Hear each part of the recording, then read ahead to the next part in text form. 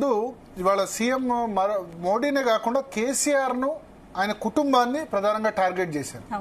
ముఖ్యంగా కేసీఆర్, కేటీఆర్, హరీష్ రావు ఈ ముగ్గురు కులగన్ను వివరాలు ఇవ్వలేదు, వాళ్ళని సామాజిక బహిష్కరణ చేయాలని చెప్పారు.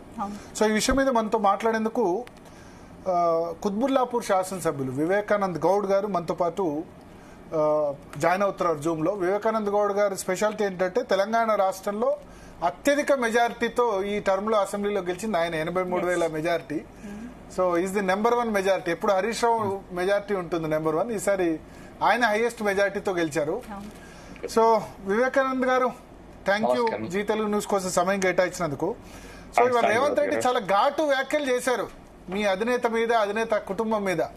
సామాజిక బహిష్కరణ చేయాలి, వాళ్ళు ఎందుకు క్యాస్ట్ డీటెయిల్స్ ఇవ్వరు, ఓబీసీ సెన్సస్ కు సంబంధించి, క్యాస్ట్ సెన్సస్ సంబంధించి, ప్లస్ వాళ్ళను బహిష్కరించాలి తెలంగాణ ప్రజలంతా అని పిలుపునిచ్చారు ఆయన.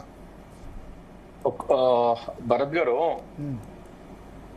I think audible. భరత్ గారు, భరత్ గారు చాలా క్లియర్ గా మరి మొదటి నుంచి చెప్తూనే ఉన్నాం, ఈ సర్వే పూర్తిగా చట్ట వ్యతిరేకంగా కుట్రపూరితంగా జరుగుతున్న సర్వే.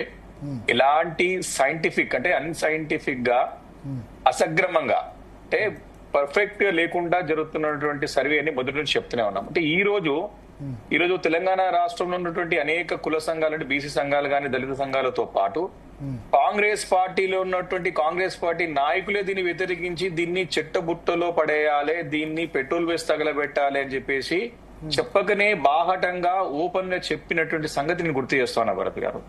రెండో విషయం, ఈ రోజు వారి యొక్క సర్వే అంతా కూడా తప్పులు తడకగా వారి సొంత కాంగ్రెస్ పార్టీ నాయకులకి నమ్మకం లేదు కాబట్టి ఈ రోజు power point presentation Gandhi Bhavan లో చేసినారు. ఇంకొకటి, వారి యొక్క సిఎల్పి సమావేశంలోనే వారి శాసనసభ్యులే పూర్తిగా ఇదంతా కూడా తప్పుల తడక, దీంతోని అనవసరంగా లేని పెంట పెట్టుకున్నారని చెప్పేసి బాహటంగా ముఖ్యమంత్రి ప్రభుత్వాన్ని నిలదీసినటువంటి సందర్భం గుర్తు చేస్తా ఉన్నాను. రెండోది, ఈ రోజు ఈ తప్పునంతి కూడా అంటే వారు చేసినటువంటి వైఫల్యం అంటే ముఖ్యమంత్రి గారు రేవంత్ రెడ్డి గారు వారి అనుభవ రాహిత్యంతో, వారికి అసమర్థత ప్రతి సందర్భంలో బయటపడుతూనే ఉన్నది.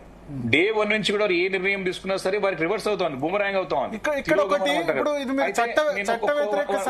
ఒక పాయింట్ యాడ్ చేస్తారు, వారు తప్పుపుచ్చుకోవడానికి, వారి తప్పులని కప్పుపుచ్చుకోవడానికి ఎప్పుడు ఏదో రకంగా కేసీఆర్ గారిని, మా అధినేతతో పాటు మా కేటీఆర్ గారిని, మా నాయకులని హరీష్ రావు గారిని కూడా వారు అంటే తిట్టి ఈ తప్పులని కప్పుపుచ్చుకునే ప్రయత్నం చేస్తున్నారు. డే 1 నుంచి కూడా ఇదే ప్రయత్నం చేస్తా ఉన్నాడు. నేను చాలా క్లియర్ గా చెప్తా ఉన్నాను.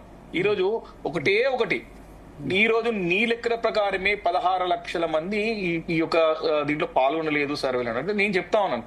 పాల్గొన్న వాళ్ళు కూడా నీకు మోర్ దాన్ 50% సరైన సమాచారం ఇవ్వలేదు. 25 క్వశ్చనర్ కి ఎవరు సమాధానం ఇవ్వలేదు. నేను చాలా ప్రూఫ్ తో పాటు చెప్పగలుగుతాను, ఆధారాలతో పాటు చెప్పగలుగుతాను. మేము అసెంబ్లీలో అన్ని విపక్ష పార్టీలు దీన్ని తప్పుపట్టినాయి.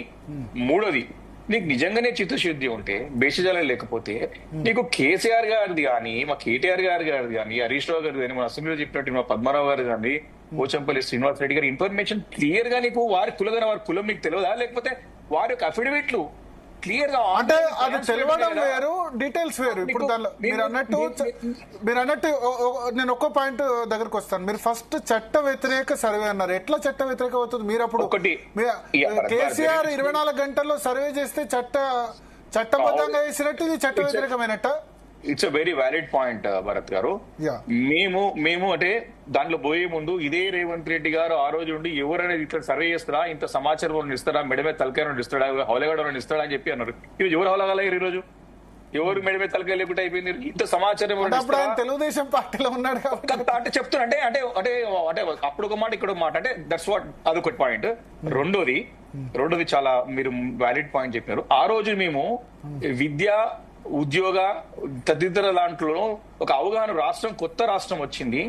ఏ అంటే బడుగులు, బలహీన వర్గాలతో పాటు అనేక రకమైన అంశాలపైన సర్వే తీసుకుని మేము ముందుకు వెళ్ళడానికి ప్రయత్నం చేశాం. అంటే వీరు ఎన్నికలలో ఇచ్చిన హామీ ఎందుకు చట్ట వ్యతిరేకత అని చెప్తున్నా అంటే 42% బీసీలకు రిజర్వేషన్ 6 నెలల్లో చట్టం తీసుకొస్తాం, 6 నెలల్లో బీసీ సప్లాన్ పెడతాం, 6 నెలల్లో మేము సప్లాన్ తో పాటు వీళ్ళకి 20,000 కోట్ల రూపాయలు ప్రతి బడ్జెట్ లో పెడతాం, అని చెప్పి చాలా స్పష్టంగా చెప్పినటువంటి సంగతిని నేను ఈ సందర్భం గుర్తు చేస్తాను నేను మీకు మన భరత్ గారు.